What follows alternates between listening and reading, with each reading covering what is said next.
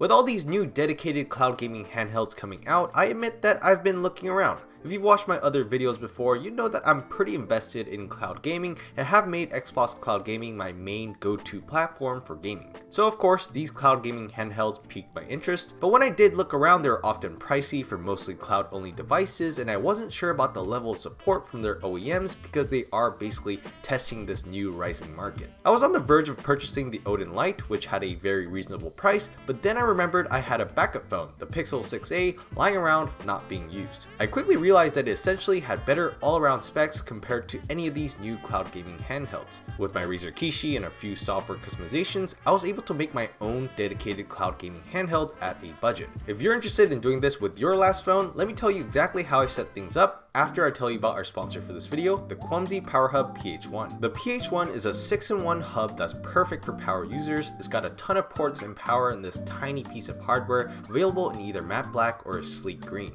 The side is all about power and charging. You have a USB-C port with 65 watts of power delivery. Then the top is a power and data hub. You have another USB-C port with 60 watts of power delivery and up to 10 gigabits per second, an HDMI port up to 4K 30 Hz, an Ethernet port for 100 megabit connections, and another USB-A that gets up to 480 megabits per second. With all these ports, this all-in-one dock is great for connecting and powering all your devices and displays on your desk or home office setup. Now, I don't know if you've looked around much, but these power-capable hubs are typically very big and expensive, but the PH1 fits in the palm of my hand and is priced very reasonably, so I think they're definitely worth taking a look. If you're interested in upgrading your setup, click the link below and check it out.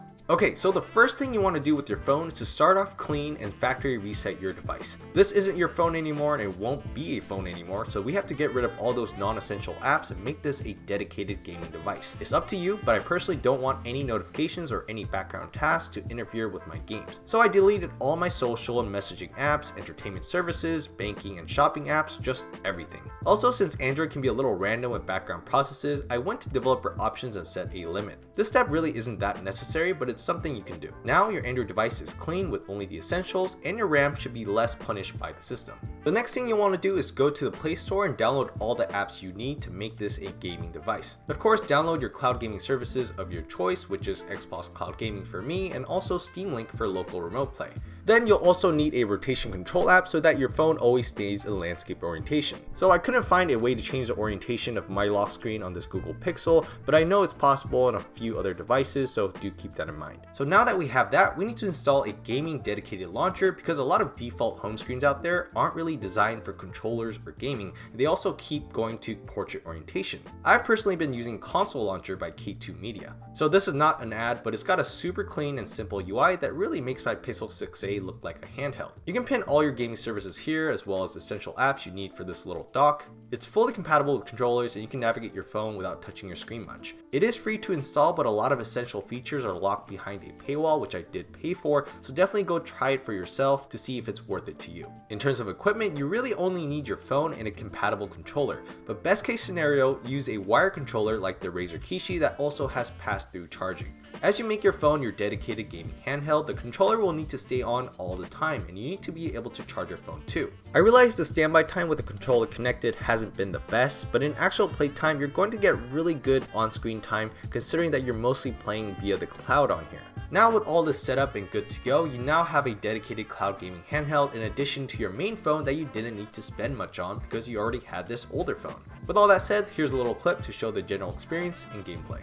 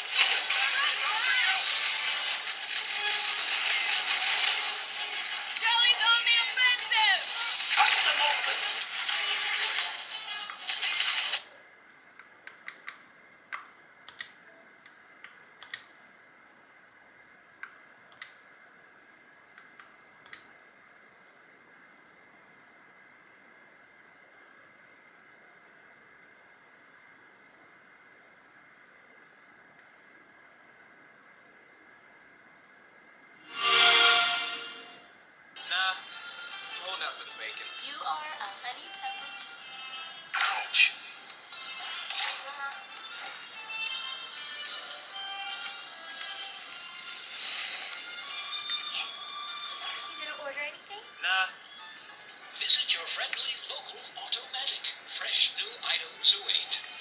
Scanning for fingerprint. Open up! I need some fresh air. What am I? A prisoner? No, you're an intern. What's the difference? You're getting school credit.